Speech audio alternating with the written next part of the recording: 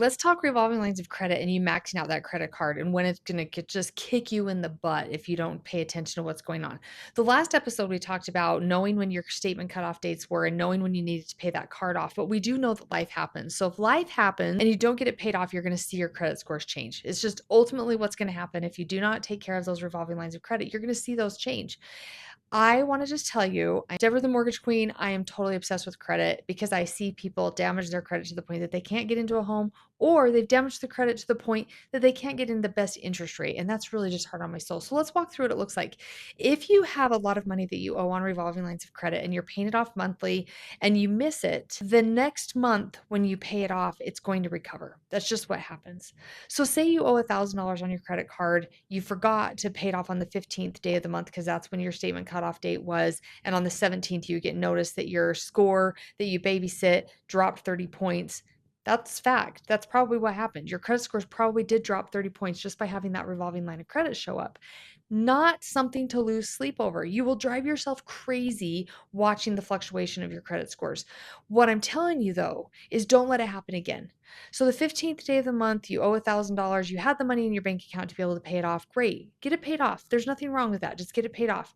Just don't do it again. So fast forward the next month, it's the 13th. The statement cutoff date is the 15th. You don't have anything else you're going to spend money on. So you go ahead and you get that balance paid off in full.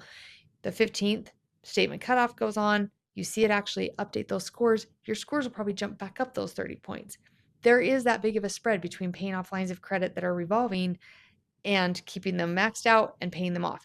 This is the reason why. The credit report is set up to protect consumers from getting too much credit. I, as a mortgage lender, pull a credit report. Those scores are a little bit lower. We have 3 maxed out credit cards. I'm going to say, hey, scores are a little low. Like, yeah, I know.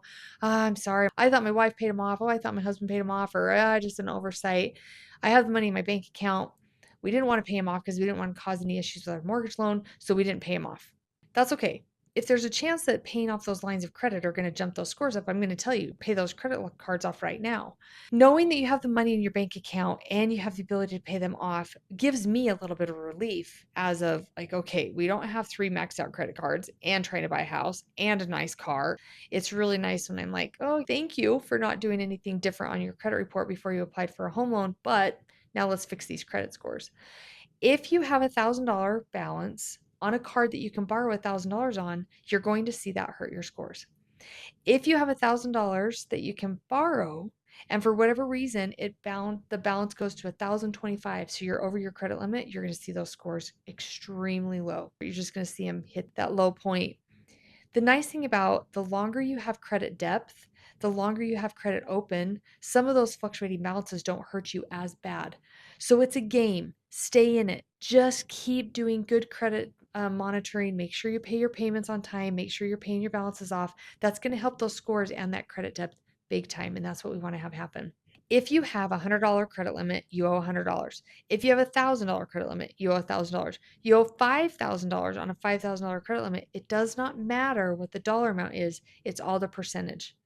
I could have a $5,000 credit limit maxed out or a $100 credit limit maxed out, and I'm still going to see the same damage on my credit scores. Just the fact of the matter.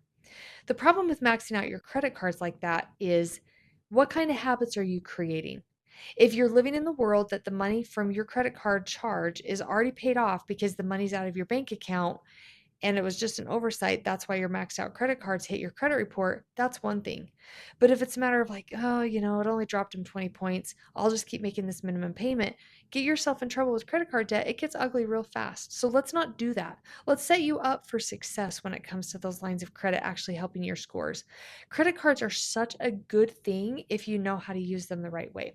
Revolving lines of credit fluctuate your credit scores, I think, in my opinion, the highest. They fluctuate the highest amount of stuff on your credit. I max them out, scores drop. I pay it off, scores increase. And you can see that within a 30-day window of time. Installment loans go on just a little bit differently. Your revolving lines of credit are a huge moving part to your credit report. So make sure, no matter what, you get those paid off. And if you miss it, don't panic. Just get it paid off. Jump back on my system and get them paid off before their statement cutoff date the next month. Now, when it comes down to applying for a new home loan, I absolutely agree. Don't make any new like major changes to your credit report. Let's just find out where we're at because we can always repull a credit report and make the judgment call after we've reviewed everything.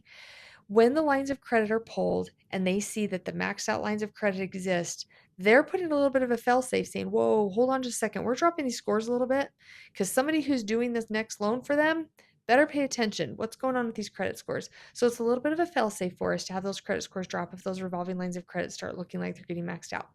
All right, so that's a quick rundown. If you missed your statement cutoff date, now you see your scores drop. That's okay. Get it paid off. Make sure you don't miss it next month, and you'll see those scores go right back up. So until next week, go be an adult and don't be afraid. Oh, and next week, we're going to talk about installment loans and how critical it is to keep them open for a certain period of time. All right, have a good day.